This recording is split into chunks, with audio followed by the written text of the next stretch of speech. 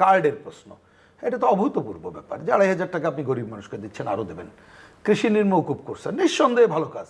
কিন্তু আমাদের কনসার্নটা হচ্ছে আপনি 2,500 টাকা আজকে যাকে দিলেন 5 বছরে বাড়াবেন বলছেন, তো কথার কথা শুনতে একটু অন্যরকম লাগতে পারে।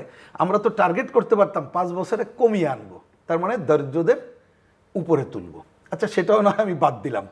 অন্তত পক্ষে 2,500 টাকা দিলেন, জিনিসপত্রের দাম যদি আপনি সহনশীল না রাখতে পারেন, তাহলে তো এই 2,500 টাকার মান কমে আসবে।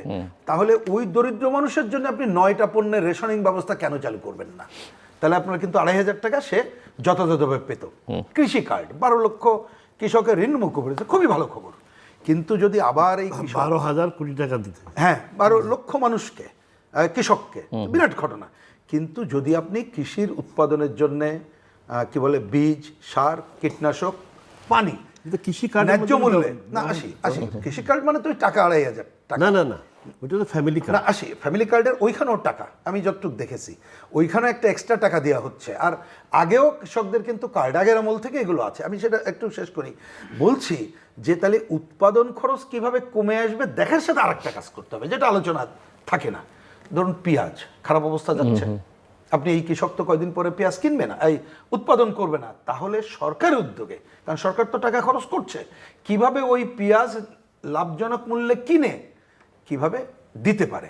আমি বলছি এই বিবেচনাটা সংস্কার আপনি এইমুখী কাজ করেন।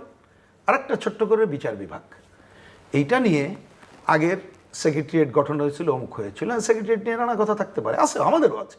আগে আমরা দেখেছি যেভাবে অন্তর্বর্তীকালীন সরকারের সময় যেভাবে নিয়োগ দেওয়া হয়েছে, সেই নিয়োগ ঠিকই হয়নি। এটা কিন্তু এই আপনার টেবিল অনেক জায়গায় আমরাই বলেছি, যেভাবে করা হয়েছে হয়তো বা ওই বিচার বিভাগের সচিবালয়ে একটা বিশেষ গোষ্ঠীকে করা হয়েছিল বলে আমরা শুনি, আমরা জানি না। কিন্তু এটা বাতিল না করেই ওই জায়গাতে বিকল্প দক্ষ দল নিরপেক্ষ লোককে নিয়োগের কাজটা তো করতে হবে। সেই ধরনের কাজ না করলে এইটা হবে না। তা আমি বলছি এটা মূল্যায়নের সময় এসে আমি একমত, 6 মাসে তো এখনো হয় নাই, কিন্তু এই কাজগুলো যে যথাযথভাবে কাজটা শুরু হয়েছে, এবং এইখানেও কোনো আবার সব জায়গায় বিএনপি, আগে ছিল লীগ, এখন দল, এইটা হবে না।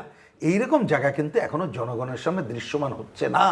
সেটা না হলে যেটা হবে, আমি পরিষ্কার করে বলি, এই জনদুষ্টিবাদী কাজ শেষ বেলায় কিন্তু আপনি ওই যে বললাম যে ছাত্র সমাজসহ অন্যরা মনে করেছিল আর না হয়তো যার যার মতো করে, আপনি আর না আপনার মতো ভেবেছেন, আমি আমার মতো ভেবেছি, একজন তরুণ ছাত্র তার মতো ভেবেছে।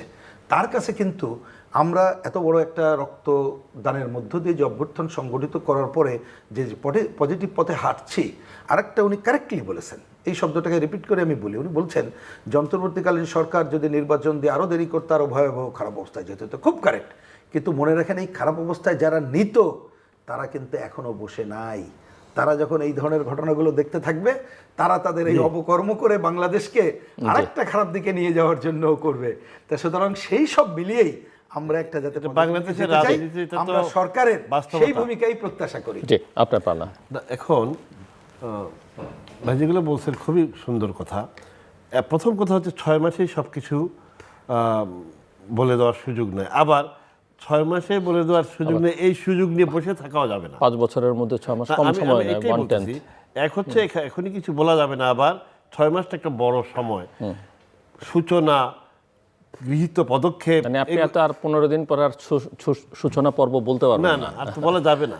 আমি সেটা বলতেছি, যেটা এখন সেই সময় আসে নাই সেটা না, সেটা এর চেয়ে বড় গুরুত্বপূর্ণ হচ্ছে স্টার্টিং তো আপনাকে করতে হবে, ফিনিশিংয়ের জন্য সূচনা তো আপনাকে করতে হবে। এখন কতগুলা ভাই যেটা বলছেন জনতুষ্টিমূলক কাজ, এগুলো আমার মনে হয় যে ভালো কাজ।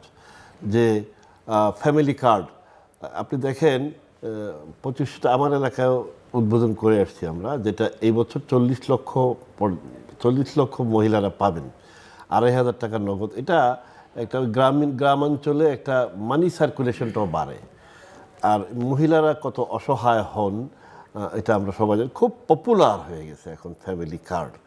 তখন উনি যেটা বলছেন আরেক কথা, যে তারা যাতে ফ্যামিলি কার্ড নেওয়ার মতো অর্থনৈতিক পরিস্থিতি থেকে বের হয়ে আসে, সেটা তো আরেক প্রশ্ন, অনেক বড় প্রশ্ন, এবং সেই প্রশ্নের পথ ভিন্নতা আছে, অনেক বড় প্রশ্ন। আসলে আমরা অনেক পিছনে চলে গিয়েছিলাম। ওই যে আর না শব্দটা যে ভাই বলছেন, এটা অত্যন্ত গুরুত্বপূর্ণ একটি শব্দ। অনেক পিছনে চলে গেছিলাম, এমনও অবস্থা হয়েছিল যে বাংলাদেশের পরিস্থিতি, যেখানে দেখা যাচ্ছে যে লক্ষ লক্ষ কোটি টাকা পাচার হচ্ছে, জনগণের টাকা। এই কানাডাতে এটা হচ্ছে, ওইখানে হচ্ছে, যেখানে দেখা যাচ্ছে যে বিরুদ্ধবাদীদেরকে গুম খুন থেকে শুরু করে সকল রকমের নির্যাতন নিবর্তনমূলক কাজ হচ্ছে, যেটাকে মানে সবাই অতিষ্ঠ হয়ে বলতেছিল যে আর না, এখন আর না, এই পরিস্থিতিতে যাতে আর না আসে এই জন্য প্রয়োজনীয় পদক্ষেপের প্রয়োজন। আমরা যে কথাগুলো ভাই বলতে জনতুষ্টিমূলক কাজ আমরা মনে করি হতে পারে, কিন্তু এটা অত্যন্ত গুরুত্বপূর্ণ কাজ।